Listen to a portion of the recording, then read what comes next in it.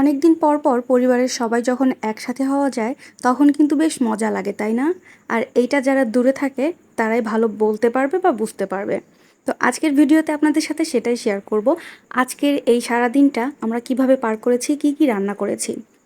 এই যে দেখতে পাচ্ছেন এখানে অনেকগুলো পেঁয়াজ মরিচ কাটা আছে, কুচি করা আছে। এগুলো রাখা হয়েছে মূলত রান্না করার জন্যই। আমার বড় বোন আর আমার আম্মু মিলে এগুলো কেটে রেখেছে সুন্দর করে রান্না করার জন্য।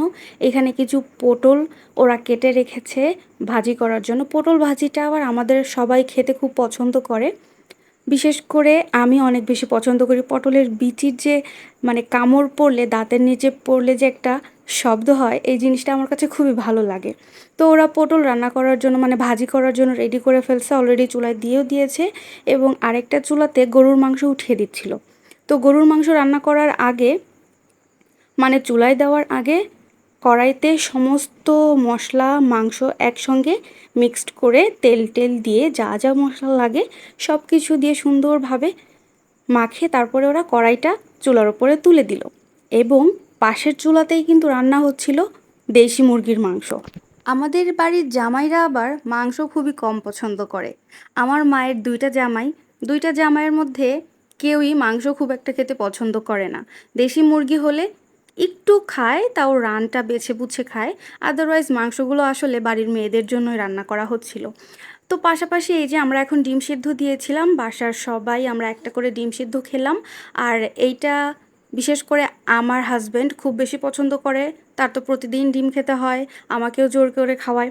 তো আমরা 5টা ডিম সিদ্ধ দিয়ে খাওয়া শুরু করলাম এবং আমার ছেলেকেও খাওয়ালাম। এই যে দেখেন আমার ছেলে, বড় ছেলে দাইয়ান, ও ডিম খেতে খুবই পছন্দ করে ওর বাবার মতো। ও রেগুলার একটা করে ডিম খায়, আমরা দেওয়ার চেষ্টা করি। তো আজকেও আমাদের সাথে বেশ মজা করে ডিম খাচ্ছিল, সেটা আপনাদের সাথে শেয়ার করলাম। সবাই কিন্তু আমার ছেলে দায়ানের জন্য মাশাল্লাহ বলতে একদমই ভুলবেন না।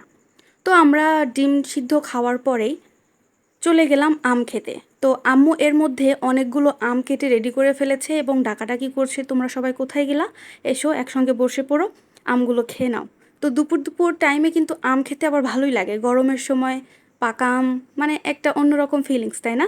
তো আমরা আবার সবাই আম খেতে পছন্দ করি, আমরা সবাই মিলে আম খেতে বসে গেলাম। আমাদের আম খাওয়া হয়ে গেলে আমরা যার যার মতো গোসলটা সেরে ফেলি, কারণ গোসলের আগে আমরা আমগুলো খেয়েছি। আর আমরা গোসল করতে করতে এর মধ্যে কিন্তু রান্না বান্না যা যা ছিল সমস্ত কিছু কমপ্লিট হয়ে যায়। দেন সবাই খাওয়ার জন্য রেডি। এখন সবাই খেতে বসবে এবং এই যে দেখেন আমি কিন্তু প্লেটে অল্প কিছু ভাত অ্যান্ড পোলাও মিক্সড করে নিয়েছি, কারণ আমি শুধু পোলাও খাবো না, আবার শুধু ভাতও খাবো না। তো দুইটা জিনিস কিন্তু আমি একসঙ্গে মিক্সড করা, আপনারা একটু ভালোভাবে দেখলেই বুঝতে পারবেন। ভাতের সাথে দেখবেন যে পোলাওর চালটা আছে, পোলাও এবং ভাত মিক্সড করে এটার সাথে লেবু, আমি আর অন্য কোনো তরকারি না নিয়ে গরুর মাংসের তরকারি নিয়ে জাস্ট মজা করে খেয়ে উঠেছি। অন্য কোনো তরকারির প্রয়োজনই হয়নি। তো আজকের ভিডিওটা এখানে শেষ করছি, সবাই ভালো থাকবেন, আল্লাহ হাফেজ।